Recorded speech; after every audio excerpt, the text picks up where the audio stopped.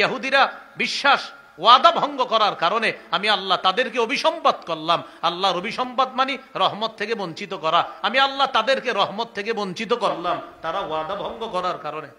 ওয়াজআলনা কুলুবাহুম cassia, তাদের অন্তর শক্ত বানায়া দিলাম। ইউহাররিফুনাল কালিমা আম মাওয়াদিহি, তারা কথাকে বিকৃত করে দিত, যথাযথ জায়গা থেকে তারা উল্টায় কথাগুলা বিকৃত করে ফেলতো। 3 নম্বর পারা 19 নম্বর পৃষ্ঠায় আছে, ইয়ালফুনা আলসিনাতাহুম বিল কিতাব লিতাহসাবুহু মিনাল কিতাব। এরা মুখের মাধ্যমে তাওরাতের বিধানগুলো এমন ভাবে বলতো, সামনে যারা থাকতো এরা ভাবতো হ হ হ এটা মনে তাওরাতেরই বিধান, অথচ আল্লাহ বলেন ওয়ামা হুয়া মিনাল কিতাব, অথচ এটা তাওরাতের অংশ না। ওয়ায়াকুলুনা হুয়া মিন ইনদিল্লাহ, এরা বলতো এটা আল্লাহর পক্ষ থেকেই। ওয়ামা হুয়া মিন ইনদিল্লাহ, অথচ এটা আল্লাহর পক্ষ থেকে না। ধনী মানুষ ব্যভিচার করলে এরা এক বিচার করত, গরিবরা ব্যভিচার করলে আরেক বিচার করত। এভাবে তারা তাওরাত বিকৃত করত। আল্লাহ তাআলা বলেন এই ওয়াদা ভঙ্গ করার কারণে আমি আল্লাহর নাজিলকৃত তাওরাত তারা বিকৃত করা, এটা আমার সাথে ওয়াদার খেলাফ করা, আমি আল্লাহ তাদেরকে অভিসম্পাদ করলাম, আমি আল্লাহ তাদেরকে লানত করা মানে রহমত থেকে বঞ্চিত করলাম। আমরাও কিন্তু আল্লাহর সাথে ওয়াদাবদ্ধ, কোরআনের আদেশ নিষেধগুলা বাস্তবায়ন করা এটাও কিন্তু আমরা ওয়াদাবদ্ধ, এটা আমরা ওয়াদাবদ্ধ। আমরাও কিন্তু এই ওয়াদার খেলাফ করা যাবে না। আল্লাহ আমাদের সকলকে যেই কোনো ওয়াদা আমরা যেন রক্ষা করতে পারি আল্লাহ তৌফিক দান করেন। এবার একটা গুরুত্বপূর্ণ কথা, এটা সামনে যারা শ্রোতা ভাই আছে আমরা বলি মনে থাকবে, বলেন অন্যায়ের পক্ষপাতিত্ব করা খেয়ানত। অন্যায়ের পক্ষপাতিত্ব করা কি?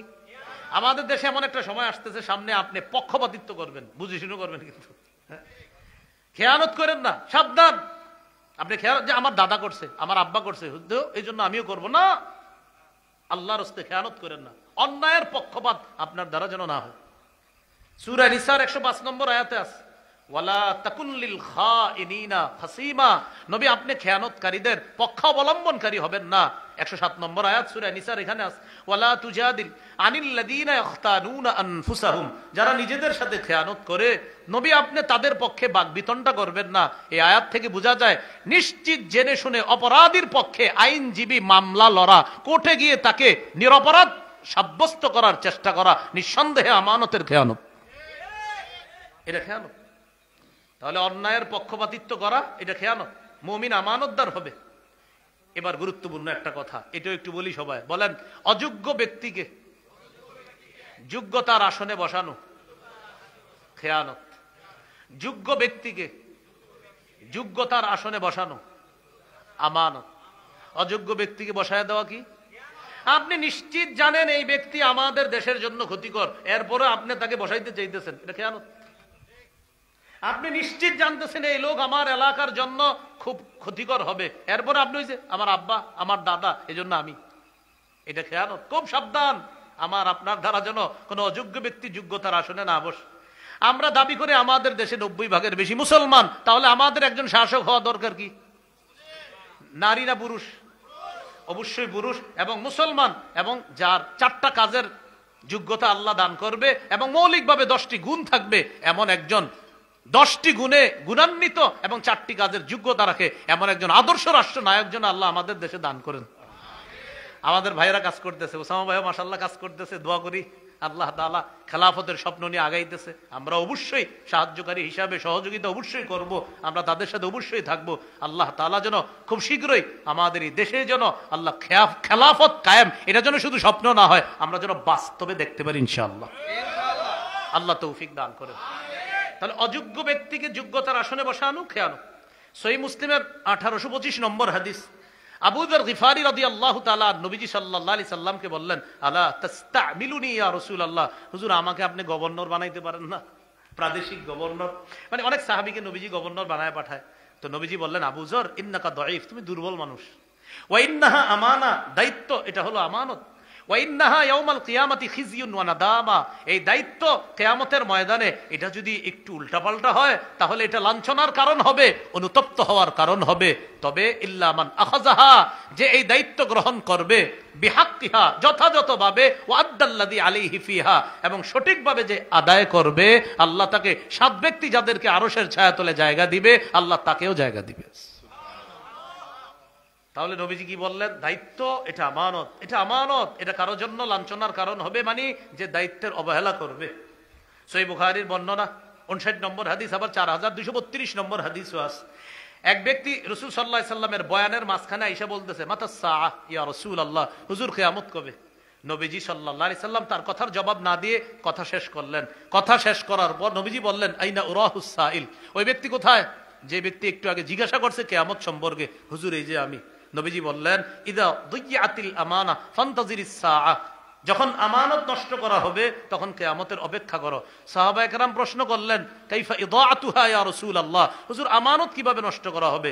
রাসূলুল্লাহ সাল্লাল্লাহু আলাইহি ওয়াসাল্লাম বললেন, ইদা ওয়ুসিদাল আমরু ইলা গায়রি আহলিহি ফান্তাজিরিস সাআহ, যখন কোন অযোগ্য ব্যক্তিকে নেতৃত্ব দেওয়া হবে, দায়িত্ব দেওয়া হবে, তখন কিয়ামতের অপেক্ষা করো। এখান থেকে বুঝলাম অযোগ্য ব্যক্তিকে নেতা বানানো, দায়িত্বের আসনে বসায়া দেওয়া, এটা কিয়ামতেরও একটা আলামত, আবার আমানতের খেয়ানত। বুঝতেছি তো সবাই কথাগুলা? আচ্ছা, তাহলে আমরা বুঝে শুনে সামনের দিকে আগাবো, বলেন ইনশাআল্লাহ। খুব প্রতিটা পদক্ষেপ যেন, আগামী প্রতিটা পদক্ষেপ সতর্কতার সাথে যেন। আলেমরা তো জান প্রাণে চেষ্টা করতেছে বোঝানোর জন্য, এরপরে ওই যে আমাদের দেশের একটা নীতি, ওই আমার আব্বা আমার দাদা, এজন্য আমিও সেই পথে চলাতে না। এই জন্য আমরা সামনের দিক খুব সতর্কতার সাথে, আমার প্রতিটা সময় প্রতিটা যেন বুঝে শুনে হয়, এটা যেন আমানতের খেয়ানত না হয়। ভুল পরামর্শ দেওয়া এটা খেয়ানত, সঠিক পরামর্শ দেওয়া আমানত। আবু দাউদের হাদিস 3657 নম্বর হাদিস, মান আশারা আলা আখিহি বিআমরিন ইয়ালামু আন্না রুশদা ফি গায়রিহি ফাকাদ খানা, যে ব্যক্তি তার ভাইকে এমন পরামর্শ দেয় সে জানে যে এর বিপরীতটা হলো ভুল, এর বিপরীতটা সঠিক। কোন পরামর্শ দিল ভুল পরামর্শ, সে জানে বিপরীতটা সঠিক, ফাকাদ খানা, সে খেয়ানত করলো। আমি ব্যবসায়ী, আমার কাছে আসছেন, আইসা বললেন, ভাইজান আমি একটা ব্যবসা করবো। আমি দেখি আমি যে ব্যবসা করি আপনি ওইটাই করতেছেন। তখন আমি চিন্তা করলাম, ও যদি আমার বাজারে আমার ব্যবসা করে তা আমার তো একটু সমস্যা হইতে পারে। আমি আপনার পরামর্শ দিলাম, এক কাজ করেন, আপনি প্লেনের পার্টস পাতিগুলা উঠান দোকানে, প্লেনের পার্টস পাতি দোকানে উঠান। আরে ভাই এই এলাকায় প্লেনের পার্টস পাতি কে কিনবে? না আপনি উঠান, আমি বুঝাইতেছি। তো প্লেনের পার্টস পাতি উঠাইছে, এবার আমি সুন্দরভাবে লেখাই দিছি এখানের প্লেনের পার্টস পাতি পাওয়া যায়, সব পাওয়া যায়। উদ্দেশ্য হলো 5-6 দিন থাকবে, 1 মাস থাকবে, থাকার পরে এগুলো তো এখানে বিক্রি হবে না, এমনিই ভাগবে, আমার ব্যবসায়ের জন্য কোনো ক্ষতি না হয়। আমার কাছে পরামর্শ চাইছি, আরে পারলে দিব, না পারলে বলবো ভাই আমি পারবো না, অন্য কারো কাছে যাও। নবীজি বলেছেন সাবধান, তোমার কাছে পরামর্শ কেউ চাওয়া মানি তুমি যদি পরামর্শ দাও, ইন্নাল মুস্তাশারা মু'তামানুন, যার কাছে পরামর্শ চাওয়া হয় সে আমানতদার হবে। আপনি আমানতদার হতে হবে, পারলে পরামর্শ দিয়েন, না পারলে ভুল পরামর্শ দিব না ইনশাআল্লাহ। মিথ্যা কথা বলা আমানতের খেয়ানত। রাসূলুল্লাহ সাল্লাল্লাহু আলাইহি সাল্লাম বলেন, কাবুরাত খিয়ানাতান তুহাদ্দিসু হাদিসান হুয়া লাকা মুসাদ্দিকুন ওয়া আনতা বিহি কাযিবুন। এটা কত বড় খেয়ানত, তুমি শ্রোতাদের সামনে কথা বলতেছো, শ্রোতা ভাবতেছে হা হা হা এটা সত্যি কথা, কিন্তু তুমি জানো মিথ্যা কথা। যেমন আমি বললাম, আপনারা যদি আমাকে আগামীতে এই এলাকার দায়িত্ব দেন, তাহলে প্রথম 1 মাসের মধ্যে রাস্তাঘাট যা আছে এগুলা সব ঢালাই করে সুন্দরভাবে করে দিব। ঠিকই আমার দায়িত্ব দিলেন, দায়িত্ব দেওয়ার সাথে সাথে রাস্তায়ও বাঁশ দেওয়া শুরু করলাম, আপনাদেরকেও বাঁশ দেওয়া শুরু করলাম। কারণ ওই যে আমি যখন কথা বলতেছি তখন আমি জানি আপনারা ভাবতেছেন হা হা হা উনি ভালো মানুষ, হজ করে আসছে, তাসবিহ পরে খুব মাশাআল্লাহ, আপনারা ভাবতেছেন সত্য কথা, কিন্তু আমি জানতেছি তোরা আমারে খালি কোনো মতে দায়িত্বটা দে। তো নবীজি বলেন, কাবুরাত খিয়ানাতান, এটা কত বড় খেয়ানত, তুহাদ্দিসু হাদিসান হুয়া লাকা মুসাদ্দিক, তোমার সামনে যে কথা শুনে সে ভাবতেছে তুমি সত্য বলতেছো, ওয়া আনতা বিহি কাযিব, তুমি মিথ্যাবাদী, এটা বড় খেয়ানত। আল্লাহ আমাদেরকে হেফাজত করেন। মজলিসের কথা বাহিরে না বলা, এটা আমানত। মনে পার্সোনাল মজলিস 3-4 জনের, মনে করেন আমি উসামা ভাই আরো 3-4 জন এক জায়গায় বসা, পার্সোনাল একটা মজলিস, এখন উসামা ভাই কথা বলতেছে, হঠাৎ উনি এদিক সেদিক তাকাইতেছে, ভাই কথাটা কিভাবে বলি, এদিক সেদিক তাকায় কিভাবে বলি, তখন আমরা শ্রোতারা বুঝে নিতে হবে তিনি গুরুত্বপূর্ণ কোনো কথা বলতে চাচ্ছে, যে কথাটা আমানত রাখতে হবে। নবীজি ঠিক এইভাবেই বলছে, ইদা হাদ্দাসার রাজুল, কোন ব্যক্তি যখন কথা বলে ফালতাফাতা, আর এদিক সেদিক তাকায়, ফাহিয়া আমানা, ওই মজলিসের এই কথাগুলো আমানত হয়ে যায়, মজলিসটা আমানত হয়ে যায়। সাবধান, তুমি আমানতের খেয়ানত করবা না। তবে হাদিসে আসছে, আল মাজালিসু বিল আমানা, মজলিস সব আমানতের, ইল্লা সালাসাতা মাজালিস, তবে 3টা মজলিস এটার আওতাভুক্ত হবে না। 1 নাম্বার সাফকু দামিন হারাম, কোন মজলিসে কাউকে অন্যায়ভাবে হত্যার পরামর্শ হয়েছে, এটা বাইরে গিয়ে বলে দিবেন। 2 নাম্বার ও ফারজুন হারাম, কোন নারীর সম্ভ্রম হানি করার পরামর্শ হয়েছে আপনি বাইরে গিয়ে এলাকার যুবকদেরকে বলে দিবেন একটা মেয়েকে আজকে এই এলাকায় ভয়ঙ্কর পরিস্থিতির শিকারে ফেলতে পারে কয়েকজন মানুষ পরামর্শ করছে, এটা আমানতের মজলিস না। যদি বলে কাউরে বইল না, তাও বলে দিবেন। 3 নাম্বার, কোন মানুষের সম্পদ অন্যায়ভাবে আত্মসাতের পরামর্শ যে মজলিসে করা হয় ওটাও আমানতের মজলিস কথা। আমাদের সাথে কেউ খেয়ানত করলেও তার সাথে আমরা খেয়ানত করব না। রাসূলুল্লাহ সাল্লাল্লাহু আলাইহি সাল্লাম বলেছেন, ওয়ালা তাখুন মান খানাকা, তোমার সাথে কেউ খেয়ানত করলেও তুমি খেয়ানত করবা না। তোমার সাথে কেউ খেয়ানত করলেও তুমি খেয়ানত করবা না। মুমিনের নির্বাচিত 14টি বৈশিষ্ট্য আমরা আজকে শুনলাম। মুমিন সন্দেহ ছাড়া আল্লাহ আল্লাহ রসুলকে বিশ্বাস করবে। যারা পরে আসছেন একটু শোনেন। 2 নাম্বার, জানমাল নিয়ে আল্লাহ রাস্তায় জিহাদ করবে। 3 নাম্বার, দলবদ্ধ কোনো কাজে থাকলে আমিরের হুকুম ছাড়া মুমিন কোথাও যাবে না। আমির কাকে মানবেন এই ব্যাপারে আমরা আলোচনা শুনেছি। এরপরে 4 নাম্বার, জিকির করলে মুমিনের অন্তর আল্লাহর ভয়ে কাঁপবে। কোরআন তেলাওয়াত মুমিনের ঈমান বাড়ায় দিবে। মুমিন আল্লাহর উপর ভরসা করবে। আল্লাহর দেয়া রিজিক থেকে মুমিন যাকাত দিবে। মুমিন নামাজ কায়েমকারী হবে, না আদায়কারী, কায়েমকারী, নামাজ কায়েমকারী হবে। এ হলো 8টা। এরপরে সূরা তাওবা থেকে জানলাম 4টা। মুমিন একে অপরের অভিভাবক। মুমিন সৎ কাজের আদেশ করবে, অসৎ কাজের নিষেধ করবে, আর আল্লাহ আল্লাহ রসুলের আনুগত্য করবে। এ হলো 12টা। 13 নাম্বার, কোরআন সুন্নাহ থেকে কিছু বললে মুমিন বলবে শুনলাম আর মানলাম, হ্যাঁ এটা বলবে। আর 14 নাম্বার, নির্বাচিত বৈশিষ্ট্য, মুমিন আমানতদার হবে। এই ব্যাপারে আমরা অনেকগুলা কথা বলেছি। মুমিন সর্বক্ষেত্রে আমানত রক্ষা করবে। আর আগামীতে ইনশাআল্লাহ আমাদের প্রতিটা চাওয়া, প্রতিটা বলা, প্রতিটা স্পর্শ, প্রতিটা পদক্ষেপ খুব সতর্কতার সাথে হবে, আমানতের সাথে হবে। হবে তো ইনশাআল্লাহ? ব্যাস এই পর্যন্ত থাক। ভাই আলোচনা করবে ইনশাআল্লাহ। আমরা যেইভাবে আছি বাস এইভাবে থাকি সবাই ইনশাআল্লাহ। যারা যারা দাঁড়িয়ে আছি ওই অবস্থায় থাকেন, বসে আছি যারা এই অবস্থায় থাকি। মুসাফা এখন করাটা এটা সৌন্দর্য না, বাস বসে থাকি সবাই যার যার জায়গায়, আলোচনা শুনবো ইনশাআল্লাহ। আল্লাহ তাআলা আমাদের সকলকে যে কথাগুলো বললাম শুনলাম আমল করার তৌফিক দান করেন। উসামা ভাই সহ আজকের মাহফিলে যারা এখানে আলোচক আছে, আয়োজক আছে, সকলের হায়াতে আল্লাহ তাআলা হায়াতে তৈয়বা দান করেন, হায়াতে বারাকা দান করেন। আমিন। ওয়া আখিরু দাওয়ানা আনিল হামদুলিল্লাহি রাব্বিল আলামিন। আসসালামু আলাইকুম ওয়া রাহমাতুল্লাহ।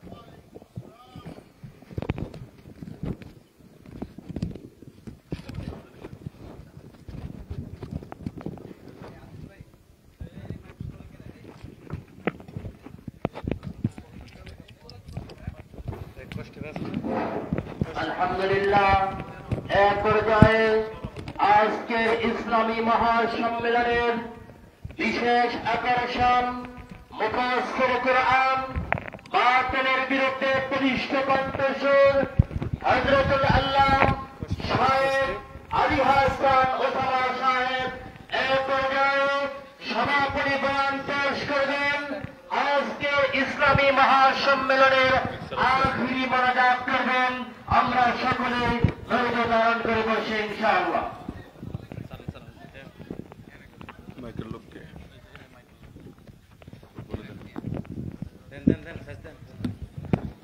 সামনে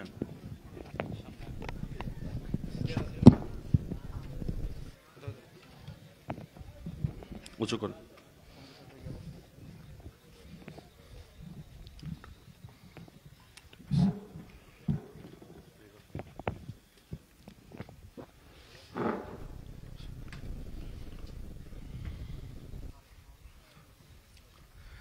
الحمد لله الحمد لله وحده وكفى وسلام على عباده الذين اصطفى أما بعد فأعوذ بالله من الشيطان الرجيم بسم الله الرحمن الرحيم ولا يزالون يقاتلونكم حتى يردوكم عن دينكم إن استطاعوا وقال النبي صلى الله تعالى عليه وسلم تكون النبوة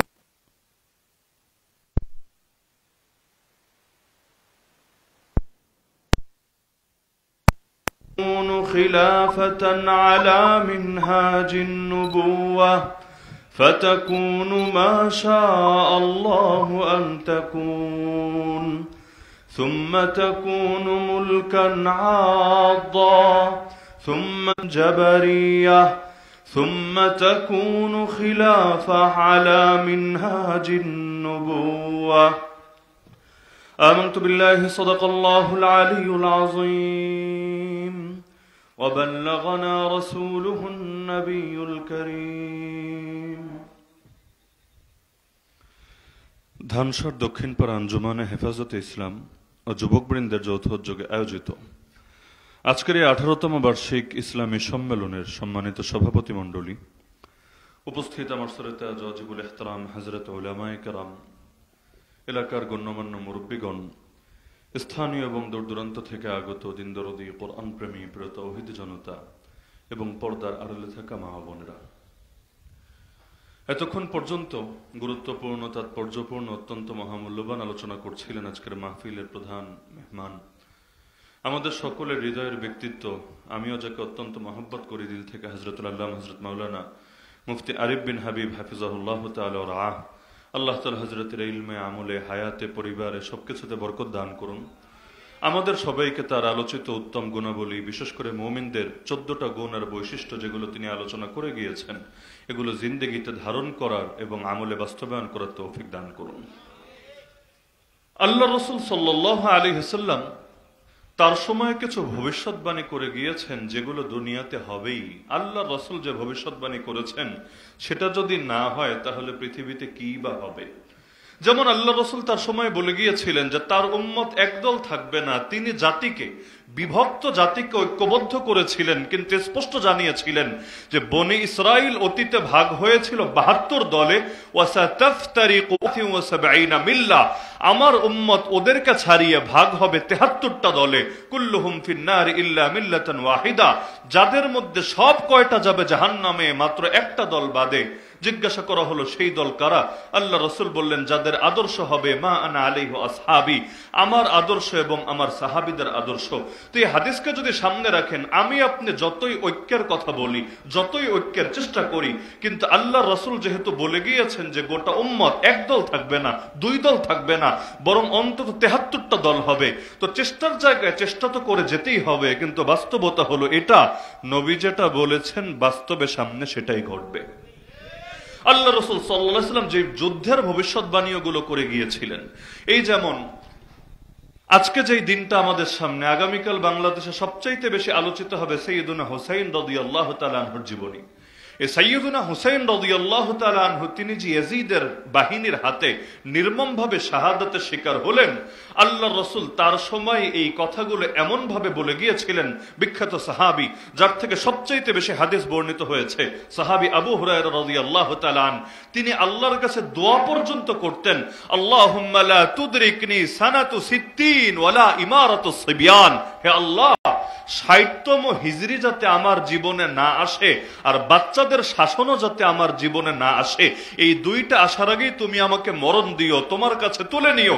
আমি চাই না দুনিয়াতে ততদিন পর্যন্ত বেঁচে থাকতে যখন দুনিয়াতে 60তম বছরও আসবে আর বাচ্চাদের শাসনও আসবে। তো এই 60তম বছর মানে কি আর বাচ্চাদের শাসন মানে কি?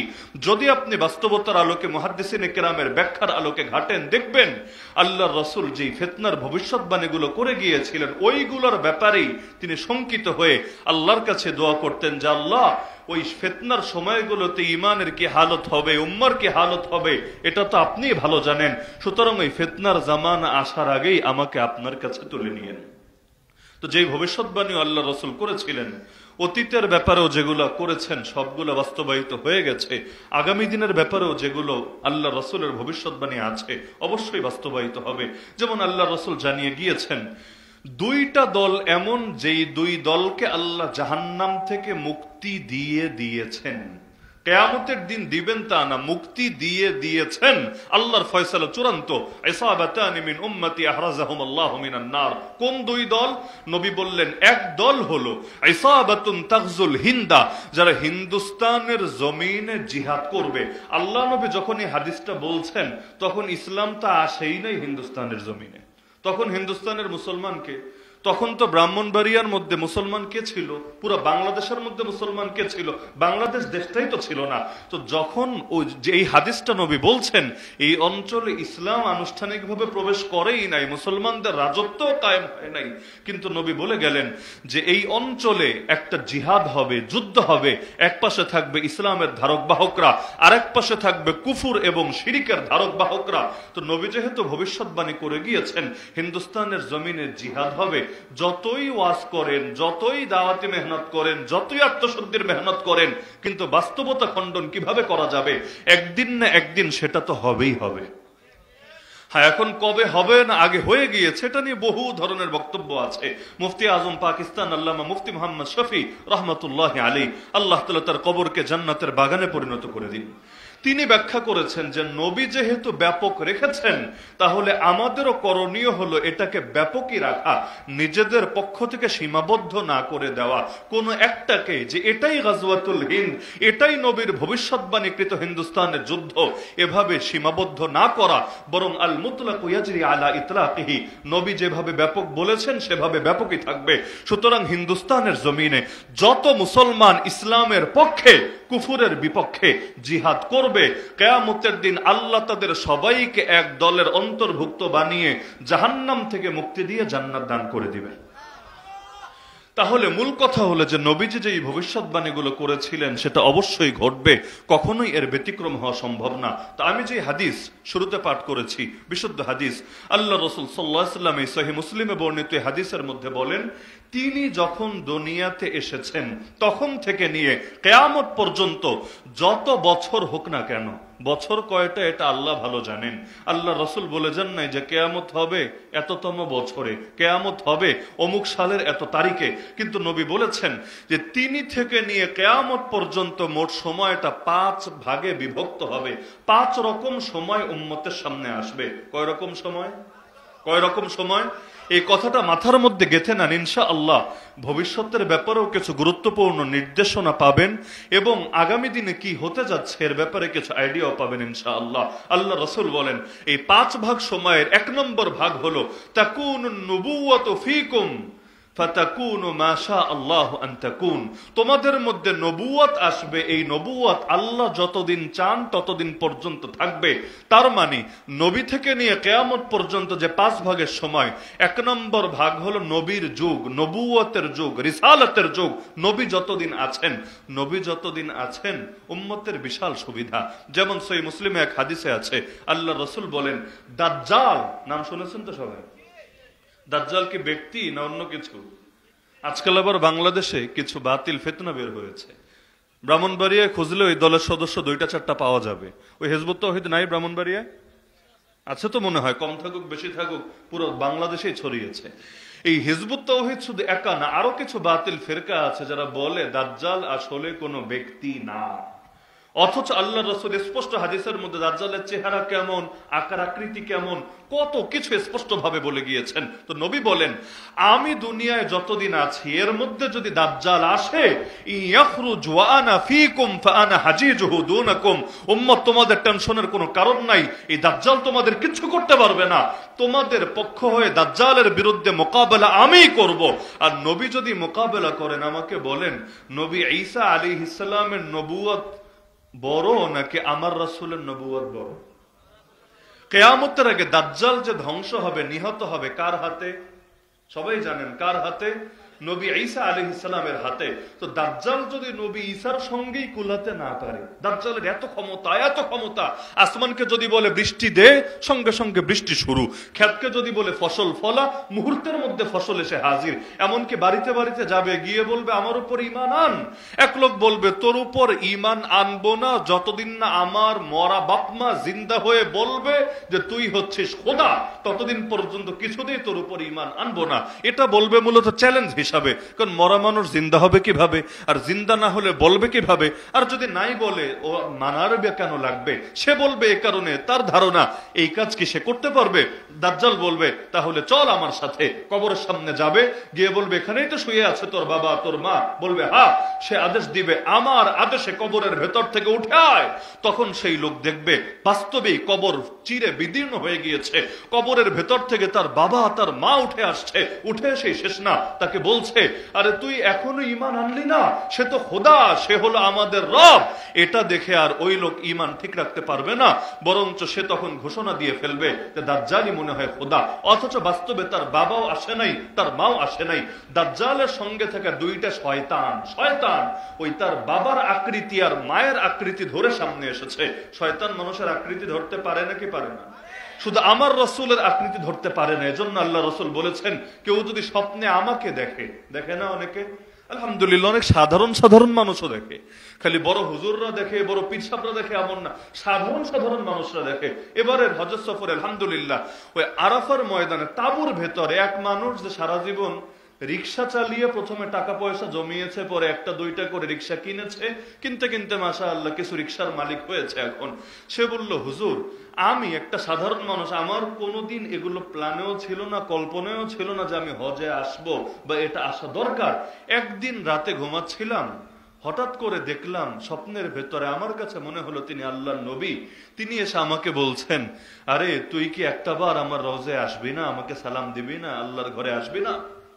তিনি বলেন হুজুর 8 বছর আগের কথা, একদিন দুদিন না, 8 বছর আগের কথা। ওই 8 বছর আগ থেকে আমি টাকা জমানো শুরু করেছি। আলহামদুলিল্লাহ আল্লাহ তাআলা 8 বছর পর হলেও হায়াতে থাকতে থাকতে আমাকে আসার তৌফিক দিয়েছেন। তা আমি যে এখানে আসলাম হুজুর, এটা আমার কৃতিত্ব না, ওই যে নবীকে স্বপ্নে দেখেছি ওইটার পর থেকে আমার ভেতরে এমন ছটফটানি কাজ করছিল, আমার খালি বারবার চিন্তা হচ্ছিল যদি মরে যাই, যদি মরে যাই, কথাটা রাখতে না পারি। তা আমি অবাক হলাম, একজন রিকশাওয়ালা আল্লাহর নবী সাল্লাল্লাহু আলাইহি ওয়াসাল্লামকে স্বপ্নে দেখার সৌভাগ্য সে অর্জন করে ফেলেছে। তো আল্লাহ যে কাকে কি, আরে কত কাফের পর্যন্ত এমন আছে, কাফের পর্যন্ত এমন আছে নবীকে স্বপ্নে দেখে এরপর ঈমান আনার জন্য কপাল খুলে গেছে। তো আল্লাহ রাসূল বলেন কেউ যদি স্বপ্নে আমাকে দেখে সে আমাকেই দেখলো, কেন? ফাইন্না শাইতানা লা ইয়াতামাসসালু বি, শয়তান আমার রূপ ধরতে পারে না, আমার আকৃতি ধরতে পারে না। তো সেই দাজ্জাল ওর আদেশে দুই শয়তান ওর বাবা আর মা সেজে আসবে, সে তো ভাববে, সে তো আর বুঝবে না যে এটা শয়তান তার বাবা মার আকৃতিতে এসেছে, সে ভাববে আসলেই তার দাজ্জালের এত ক্ষমতা, বাবা মাকে জীবিত করে ফেলেছে। তো যে মরাকে জীবিত করে তারই তো রব বলে, বা সঙ্গে সঙ্গে তার উপর ঈমান আনবে। তো এই যে এত বড় ক্ষমতাধর দাজ্জাল, যার কাছে জাদুর ক্ষমতা, আর আল্লাহ ভালো জানেন কি কি ক্ষমতা থাকবে। এখন তো এই বিজ্ঞানের কত পাওয়ার, এআই এর কত পাওয়ার, এগুলো কি কি যে ওই জামানায় আরো উন্নত হবে আর দাজ্জালি শক্তির পক্ষে কাজে লাগবে আল্লাহই ভালো জানে। ইহুদিরাই তো দাজ্জালের মূল বাহিনী, জানেন তো আপনারা? দাজ্জালের মূল বাহিনী কারা? অনেকে আজকাল বয়ান দেয় ইহুদিরা, জাতিগতভাবে ইহুদিদেরকে দুশমন মনে করা নাকি ঠিক না। শোনেন নাই বয়ান?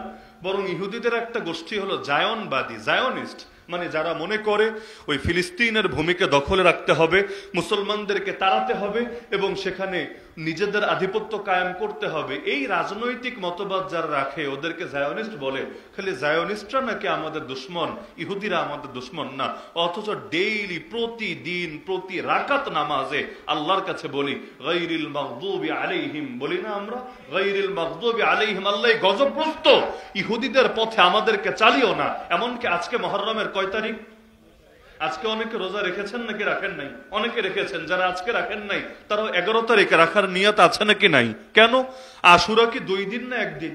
আশুরা তো একদিন, আশুরা তো একদিন। আশুরা শব্দের অর্থ হলো দশম দিন, আশুরা মানে দশম দিন। তো দশম দিন কি 2টা হয় না 1টা হয়? তো দশম দিন যদি 1টা হয়, রোজা 2টা কেন? কারণ আল্লাহ নবী বলেছেন রোজা তো রাখবা, কিন্তু রোজাটাও যাতে ইহুদিদের সাথে মিলে না যায় খেয়াল রাখবা। সুমু ইয়াউমা আশুরা ওয়া খালিফু ফিহিল ইয়াহুদ সুমু ক্বাবলাহু ইয়াওমান ওয়া বাদাহু ইয়াওমান। এজন্য ওরা রোজা রাখে একটা, তোমরা হয়তো আগে একটা মিলাবা, না হলে পরে আর একটা মিলাবা। তো তোমাদের রোজা হবে 2টা, ইহুদিদের রোজা হবে একটা। রোজা ওরাও রাখলো, রোজা তোমরাও রাখলা, কিন্তু ওদেরটার সাথে তোমাদেরটা মিললো না, এটাই হবে তোমাদের শান। আমরা যখন রোজা রাখি, আজান দেওয়ার, মাগরিবের আজান দেওয়ার কয় ঘন্টা পরে ইফতার করি? আপনারা 2-4 ঘন্টা পরে করেন নাকি? কেন সাথে সাথে করি? আল্লাহ রাসূল বলেন, লা ইয়াজালুন নাসু বিখাইরিন মা আজ্জালুল ফিতরা। মানুষ যতদিন ইফতার তাড়াতাড়ি করবে তারা কল্যাণের ভেতরে থাকবে।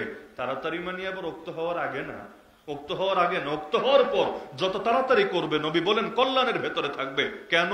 কারণ ওই বিধর্মীরা ওরাও তো রোজা রাখে, কিন্তু ওরা ইফতারটা একটু দেরি করে করে। একইভাবে সাহারি বেশি আগে খেলে সওয়াব না শেষ টাইমে খেলে সওয়াব? আপনার রোজা রাখলে সাহারিকে 12টার সময় খান নাকি শেষ টাইমে খান? কেন? কারণ ওরাও তো রোজা রাখে, ওরা সাহারিটা একটু আগে ভাগেই খায়। এজন্য এই উম্মত যতদিন সাহারিটা শেষ টাইমে খাবে এদের সব বেশি হবে। তো রোজা রাখতে গেলেও এত বিষয় খেয়াল রাখা লাগে। নামাজ, দিনে 3টা টাইমে নামাজ পড়া হারাম, জানা আছে তো? দিনে 3টা টাইমে নামাজ পড়া হারাম, অনুমতি নাই, নিষিদ্ধ। এই 3 টাইমে নামাজ পড়লে সওয়াব হবে না, উল্টা গুনাহ হবে। কেন? কারণ এই 3 টাইমে সূর্যের পূজারীরা সূর্যের পূজা করে। যখন সূর্য ওঠে, যখন ডোবে, যখন ঠিক মাথার উপরে থাকে, এই 3 টাইমে সূর্যের পূজারীরা সূর্যের পূজা করে। আপনি যদি এই টাইমে নামাজও পড়েন, সেজদাও দেন, আপনি তো দেবেন আল্লাহকে। আপনার মনে তো আর সূর্যের পূজা নাই, কিন্তু আপনি দিচ্ছেন আল্লাহকে। কিন্তু টাইমটা এবং জিনিসটা বাহ্যিকভাবে মিলে যাচ্ছে ওদের সাথে। এজন্য নবী জানিয়েছেন নামাজ পড়বা ভালো কথা, কিন্তু এই 3 টাইম বাদ দিয়ে, এমনকি প্রতিটা ক্ষেত্রে নবী এটা পর্যন্ত বলেছেন যে আমাদের মধ্যে আর এই ওদের মধ্যে পার্থক্য হলো আমাদের পাগড়ির নিচে টুপি থাকে। মানে আমরা পাগড়ি পরি টুপরির উপরে। আবার পাগড়ি কিন্তু শুধু হুজুররা পরে তা না, শিখ চেনেন? শিখ, সিং, এই শিখরা পাগড়ি পরে না? পরে নাকি পরে না? কিন্তু এই যে ইন্ডিয়া তো আমিও গিয়েছি, দেখা যায় এই পাগড়ি নিয়ে আমরা চললে মানুষ তাকায় একভাবে, আচার আচরণ করে একভাবে। আর শিখের মাথায়ও পাগড়ি, মুখেও দাড়ি, কিন্তু সে চললে ওর সাথে আচার আচরণটা হয় আবার আরেক ভাবে। কেন? কারণ পাগড়ি দেখলেই বুঝে আসে কোনটা হুজুরের পাগড়ি, কোনটা শিখের পাগড়ি। বুঝে আসে নাকি আসে না? আজকাল পাগড়ি, টুপি, কাপড় সব দেখে সব বুঝে আসে এটা যে কোন ক্যাটাগরির মাল। এটা কি বেদাতি, নাকি এটা খাঁটি, নাকি এটা আসল, নাকি এটা নকল। কাপড় চোপড় দেখে চেনা যায় নাকি যায় না? যায়, মাশাআল্লাহ। এমনকি কে মুসলমান, কে হিন্দু, কে খ্রিস্টান, কে বৌদ্ধ, এগুলো অনেক সময় কাপড় দেখে চেনা যায় নাকি যায় না? যায়, আলহামদুলিল্লাহ। তো এখন নবী বললেন যে পাগড়ির ক্ষেত্রে পর্যন্ত ওদের সাথে আমাদের পার্থক্য, আমাদের পাগড়ির নিচে টুপি থাকে আর ওরা ডাইরেক্ট মাথার উপর পাগড়ি পরে। তো ইবাদতের ক্ষেত্রে নবী এত সতর্ক যে ওদের সাথে আমাদের যাতে কখনো না মিলে। তাহলে যেই নবী ইবাদতের লাইনে সতর্ক হলেন, আল্লাহ মাফ করুক, ওই নবীর উম্মত আজকে কোন লাইনেই সতর্ক না। চেহারাটাও কাফেরদের মতো, চুলের কাটিংটাও কাফেরদের মতো, গায়ের পোশাকটাও কাফেরদের মতো, মুখের কথাবার্তাও কাফেরদের মতো, আচার আচরণ সংস্কৃতিটাও কাফেরদের মতো, এমনকি রাজনীতিও কাফেরদের মতো, অর্থনীতিও কাফেরদের মতো। আপনি ভাবতে পারেন বাংলাদেশ অধিকাংশ মানুষ মুসলমান না কাফের? অধিকাংশ মানে কি 51% না প্রায় 90%? 51% মানেই তো অধিকাংশ, সেখানে 51 না প্রায় 90%। খালি 90% মানুষ মুসলমান তা না। এমনকি এই বাংলাদেশে, সারা দুনিয়া ঘুরে দেখেন, এই বাংলাদেশের মানুষ তুলনামূলকভাবে যতটা ধর্মপ্রাণ, পৃথিবীর অনেক বড় বড় দেশেও এত পরিমাণ ধর্মপ্রাণ মানুষ, সুন্নাহর প্রতি আন্তরিক মানুষ অনেক বড় বড় দেশেও খুঁজে পাবেন না। বাংলাদেশে যেই কয়টা ওয়াজ মাহফিল হয়, এটা একটা মাহফিল না? এই মাহফিল যারা করেছে কোরআনের মহব্বতে করে নাই। আপনারা যারা বসে বসে শুনছেন কোরআনের মহব্বতে শুনছেন না। আমি চ্যালেঞ্জ করে বলতে পারবো বাংলাদেশ দেশটা ছোট হতে পারে, অনেক ছোট, কোনো সন্দেহ নাই, কিন্তু এক বাংলাদেশে যেই পরিমাণ ওয়াজ মাহফিল হয়, গোটা দুনিয়ার দ্বিতীয় একটা দেশের নাম পারলে আমাকে বলেন যেখানে এই পরিমাণ ওয়াজ মাহফিল হয়, পারলে বলেন।